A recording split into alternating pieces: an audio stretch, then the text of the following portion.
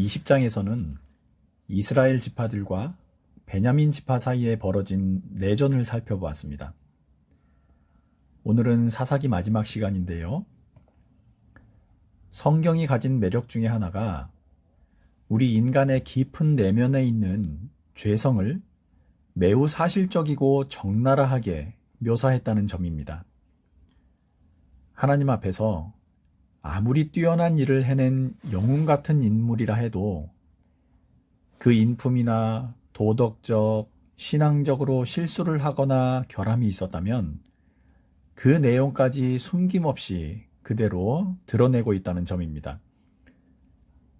역사를 기술하면서 자기들의 부끄러웠던 시대에 대한 기록은 가능하면 줄이고 자랑스러웠던 기록은 더 과장해서 남기기 마련인데 성경은 그렇지 않다는 겁니다. 그럼에도 성경에서 좋은 평가를 받은 사람들을 보면 평생 하나님 앞에서 의롭게 살려고 노력했던 사람들입니다. 의롭다는 말은요, 실수가 있었더라도 그 길로 계속해서 가지 않고 하나님께 돌아가는 길을 끊임없이 선택했다는 말입니다. 성경에는 이를 회개했다라고 표현하지요. 세계의 문화를 헤브라이즘과 헬레니즘으로 나누어 본다면 헬레니즘 문화권에서는 헤라클레스나 오디세우스 같은 영웅들이 거의 신적인 능력을 뽐냅니다. 그래서 신들의 권위에 도전하거나 심지어 신의 반열에 오르기도 하지요. 맡겨진 과업들을 수행해 가면서 보통 사람들에게 선망의 대상이 되어 가면서 그 위상도 함께 높아져 가는 걸 볼 수 있습니다. 그러나 헤브라이즘 문화권에서는 모든 사람들이 죄에 언제든 빠질 수 있는 연약한 인간일 뿐이라는 점을 고백합니다. 민족을 위기에서 구해낸 영웅이라 해도 자기 의와 자기 애에 빠지는 순간 내면의 중심에서 하나님을 끌어내리고 스스로 왕이 되려는 성향을 보이게 된다는 겁니다. 특히 사사기 전체에서 이런 주제가 부각되었지요. 기드온이나 입다, 삼손 같은 사사들을 통해 보이는 모습들은 모두 인간적인 영웅의 몰락을 말해줍니다. 비록 그들이 살아있는 동안 점점 더 부유해지거나 죽는 순간까지 왕 같은 권세를 유지했을지는 몰라도 결국은 하나님께 돌아와 그분의 의로움과 거룩함에 동참하는 자들만이 진정한 영웅이라는 교훈을 담고 있는 거지요. 왕이 없었다는 이 사사기의 주제가 지금 우리들에게는 무슨 의미가 있겠습니까? 너희 안에 왕으로 계신 하나님을 왕위에서 끌어내리지 말아야 한다.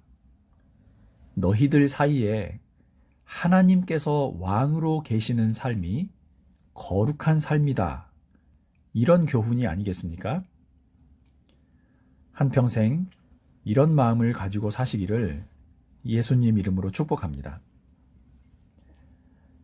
20장에서는 이스라엘 전체와 베냐민 자손 사이에 내전을 보았습니다.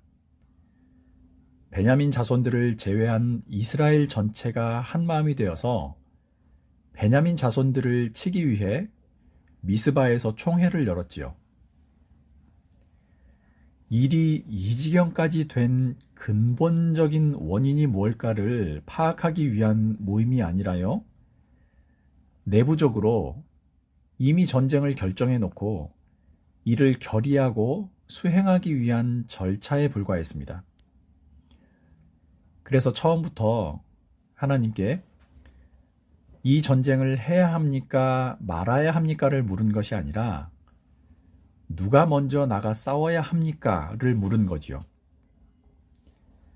사실 유다 지파가 늘 먼저였기 때문에 이조차도 형식적인 절차에 불과했습니다. 이후 3번에 걸쳐 전투가 벌어지고요. 자기들 뜻대로 밀어붙이다가 2번을 크게 패한 후에야 하나님께 뜻을 묻고 다시 전쟁을 시작합니다. 그 결과 베냐민 자손들은 2만 5천 명이 죽임을 당하게 되지요. 600명만이 간신히 살아남아서 린몬이라는 바위 인근으로 피신합니다. 20장 46절 47절입니다. 이날에 베냐민 사람으로서 칼을 빼는 자가 엎드러진 것이 모두 2만 5천 명이니 다 용사였더라. 베냐민 사람 600명이 돌이켜 광야로 도망하여 림몬 바위에 이르러 거기에서 넉 달 동안을 지냈더라. 성경은 이스라엘 사람들이 베냐민 자손들을 치는 장면을 이삭 줍듯이 모조리 죽였다고 표현했습니다.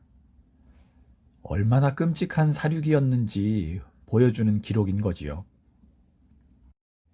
이 전쟁이 있고 나서 베냐민 사람들은 거의 멸족의 위기에 처합니다. 그러고 나서 이스라엘 사람들은 다시 미스바에 모여 총회를 열고 한 가지 내용을 더 결의합니다. 1절부터 살펴보겠습니다. 이스라엘 사람들이 미스바에서 맹세하여 이르기를 우리 중에 누구든지 딸을 베냐민 사람에게 아내로 주지 아니하리라 하였더라. 결의 내용은 베냐민 사람들에게는 딸을 아내로 주지 말자는 것이었습니다. 주로 이방인들과 혼인하는 것이 금지되어 있었기 때문에 베냐민 사람들에게 딸을 주지 말자는 것은 앞으로 베냐민 사람들을 이방인 취급하자는 내용입니다. 2절을 계속 보겠습니다. 백성이 베델에 이르러 저녁까지 하나님 앞에서 큰 소리로 울며 1절에는 미스바에서 앞으로 베냐민 지파에게 딸을 주지 말고 이방인처럼 여기자는 결의를 한 후에 2절에서는 베델로 가서 큰 소리로 울부짖습니다. 그 내용을 한번 보겠습니다. 3절입니다. 이르되 이스라엘의 하나님 여호와여 어찌하여 이스라엘에 이런 일이 생겨서 이스라엘 중에 한 지파가 없어지게 하시나이까 하더니 이들이 통곡하면서 하나님께 호소한 내용과 어감을 보면 마치 하나님께서 베냐민 지파를 없애신 것처럼 묘사되어 있지요. 베냐민 지파와 전쟁을 결의한 것도 자신들이었고 그들을 멸절시킨 것도 자신들의 결정이었음에도 그 책임을 하나님께 돌리는 것 같은 인상입니다. 4절입니다. 이튿날에 백성이 일찍이 일어나 거기에 한 제단을 쌓고 번제와 화목제를 드렸더라. 번제와 화목제에 대해 잠깐만 말씀드리겠습니다. 번제란 구약시대 때 드리던 제사 종류 중 하나인데요. 짐승을 죽여서 모두 다 태우며 드리는 제사 방식이었습니다. 짐승 전부를 태운다는 것은 완전함을 상징합니다. 여기에는 크게 2가지 목적이 있었는데 첫째, 완전한 헌신의 의미입니다. 둘째, 이 제사가 죄와 관련이 되어 있을 때는 속죄의 의미가 있었습니다. 하나님의 진노를 누그러뜨릴 목적으로 드리던 제사라는 말인데 죄를 지은 자기 모습을 완전히 불살라 하나님께 드린다는 뜻입니다. 화목제는 하나님과 인간이 평화를 얻도록 드리는 제사였는데요. 주로 서원이나 감사할 목적으로 드렸던 제사입니다. 이 2가지 제사를 드렸다는 것은 이전의 죄를 용서받고 새로운 삶으로 가겠다는 다짐과 감사의 표현입니다. 자신들의 죄에 대해 용서하시는 하나님과의 평화를 이루겠다. 나아가서 이웃들과도 평화롭게 살겠다는 뜻이 담겨 있는 거지요. 그런데 이 제사를 드린 후에 이스라엘 사람들의 모습을 한번 보십시오. 5절입니다. 이스라엘 자손이 이르되 이스라엘 온 지파 중에 총회와 함께하여 여호와 앞에 올라오지 아니한 자가 누구냐 하니 이는 그들이 크게 맹세하기를 미스바에 와서 여호와 앞에 이르지 아니하는 자는 반드시 죽일 것이라 하였습니다. 내전을 일으키고 공동체 일원 하나를 거의 없애버린 후에 회개와 새로운 삶의 의미로 제사를 드렸으면 그 의도에 맞게 평화로운 공동체를 이루는 방향으로 살아야 하지 않습니까? 그런데 이들을 보십시오. 또 누군가를 죽이겠다는 폭력적인 언행과 결의를 반복하고 있습니다. 번제와 화목제를 드리기 전이나 드린 후의 삶이 아무런 변화가 없는 겁니다. 제사는 제사일 뿐 자기들의 삶과는 아무 상관없다는 태도를 보이고 있는 거지요. 마치 하나님은 이 제사를 받으셨으니 이제 잠시만 조용히 계셔 주십시오. 나머지 일은 우리가 알아서 처리하겠습니다. 이렇게 말하는 것 같습니다. 그 구체적인 내용을 한번 확인해 보십시오. 이들은 갑자기 베냐민 자손에 대해서 불쌍하다는 마음이 들었나 봅니다. 그러나 자기들 중에서는 딸들을 베냐민 사람들에게 시집 보내지 않기로 결의했기 때문에 다른 방법을 꾀한 거지요. 자신들의 총회에 나오지 않았던 사람들을 찾아 처벌하기로 한 겁니다. 찾아보니 길르앗의 야베스 주민들은 한 사람도 오지 않았다는 사실이 드러났습니다. 그래서 가장 싸움에 능한 전사 1만 2천 명을 그곳으로 보내며 모두 죽이라고 말하지요. 10절과 11절입니다. 회중이 큰 용사 1만 2천 명을 그리로 보내며 그들에게 명령하여 이르되 가서 야베스 길르앗 주민과 부녀와 어린 아이를 칼날로 치라. 너희가 행할 일은 모든 남자 및 남자와 잔 여자를 진멸하여 바칠 것이니라 하였더라. 이후에 이들은 길르앗의 야베스 주민들 중에 남자를 모르는 처녀 400명을 잡아 실로에 있던 자기들의 진영으로 끌고 옵니다. 그러고 나서는 림몬 바위 인근에 숨어 있던 베냐민 사람들에게 전가를 보내어 화친하자는 메시지를 보냅니다. 그리고 그 화친의 징표로 길르앗에서 잡아온 여자들을 그들에게 주어 결혼하게 합니다. 13절입니다. 온 회중이 림몬 바위에 있는 베냐민 자손에게 사람을 보내어 평화를 공포하게 하였더니 이렇게 이루어진 화친, 평화가 하나님 앞에 의로울 리가 없지요. 이들이 드린 제사마저 이들의 폭력적이고 고집스러운 결정에 아무런 영향을 미치지 못했습니다. 폭력적인 방법으로 벌어진 비극적인 결과물을 보고 또 다른 폭력을 사용해 해결하려고 할 뿐인 거지요. 이후에 어떤 일이 있었는지도 확인해 보십시오. 400명으로는 여자들 숫자가 부족하지 않습니까? 그래서 그 부족한 수를 채우기 위해 또 다른 방법을 생각해냅니다. 19절에서 21절입니다.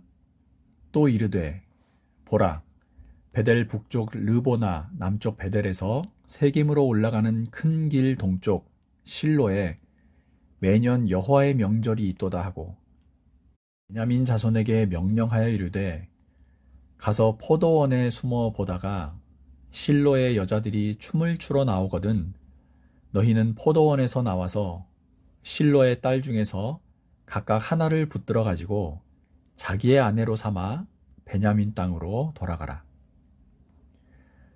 실로라는 곳은 여호와의 회막, 언약궤가 있던 곳이었습니다. 여기에는 매년 여호와의 명절이 있었다고 하는데 학자들은 이 명절이 아마도 초막절이었을 거라고 설명합니다. 출애굽 후에 광야에서 초막을 치고 지낸 걸 기념하는 절기지요. 침 이때는 포도를 수확하는 시기와 맞물리기도 했습니다. 그래서 포도원 주변에 초막을 치고 며칠 동안 포도를 수확하면서 잔치를 벌이고 그 기쁨을 표현하는 절기였던 거지요. 베냐민 사람들에게 실로 인근에 있던 포도원에 숨어 있다가 이렇게 축제를 벌이며 춤추러 나온 여자들을 마음대로 납치해 그들의 아내로 삼으라고 시킨 겁니다. 그리고 혹시 그 소식을 듣고 그 여인들의 아버지나 오라비들이 와서 시비를 하면 이렇게 말하라고까지 시킵니다. 22절입니다. 만일 그의 아버지나 형제가 와서 우리에게 시비하면 우리가 그에게 말하기를 청하건대 너희는 우리에게 은혜를 베풀어 그들을 우리에게 줄지니라. 이는 우리가 전쟁할 때에 각 사람을 위하여 그의 아내를 얻어주지 못하였고 너희가 자의로 그들에게 준 것이 아니니 너희에게 죄가 없을 것임이니라 하겠노라 하매. 우리가 전쟁을 벌이면서 상대편 여자를 잡아가는 것도 아니고 당신들이 그녀들을 우리에게 자발적으로 준 것도 아니니까 이스라엘 총회에서 한 결이나 맹세를 어긴 게 아니다. 당신들에게는 전혀 죄가 되거나 해가 될 일이 없으니 그냥 이 여인들을 우리에게 아내로 주고 일을 마무리 짓자 이렇게 시킨 겁니다. 하나님께 감사하는 기쁨의 명절마저 폭력과 억압적인 상황으로 얼룩져 버린 거지요. 총회의 지시대로 베냐민 자손들은 여인들을 붙들어 아내로 삼은 후에 자기들 고향으로 돌아가 다시 성읍을 재건합니다. 그제야 이스라엘 자손들도 각기 자기들 땅으로 돌아가지요. 그리고 25절은 이 사사기의 대장정을 이런 문장으로 마무리합니다. 25절입니다. 그때에는 이스라엘에 왕이 없었으므로 사람들은 저마다 자기의 뜻에 맞는 대로 하였다. 겉으로 드러난 모습은 어쨌든 평화로운 결말로 끝난 것처럼 보입니다. 그러나 사사기를 마무리 짓는 21장에서 힘과 폭력적인 수단으로 모든 것을 해결하려는 현장이 그대로 고발되어 있죠. 거기에 힘없이 비인간적인 물건처럼 취급당하는 여성들의 피해는 말할 것도 없습니다. 동족끼리 사륙하고 여호와의 명절마저 이런 폭력적인 비극의 현장이 되었다는 것. 또 힘없는 누군가는 가족을 죽인 사람들에게 끌려가 강제로 그들의 아내가 되어 평생을 살아야 하는 이런 상황들은 하나님이 왕위에서 끌어내려진 사회가 얼마나 억압적인 곳이 될 수 있는지를 보여줍니다. 레위인의 첩도 그렇고 21장에 나오는 대부분 여인들의 모습은요, 왕이 없는 시대에 힘없는 여성들이 얼마나 보호받지 못하고 고통을 당하며 살았는지를 함께 고발하고 있습니다.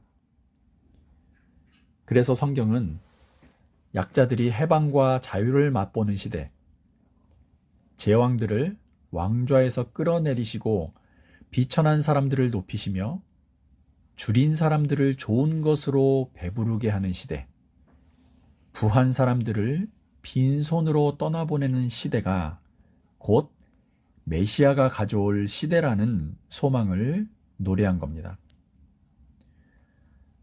우리는 이런 메시아의 시대, 하나님이 왕위에 계시는 시대를 만들어 가야 할 책임을 받은 사람들입니다.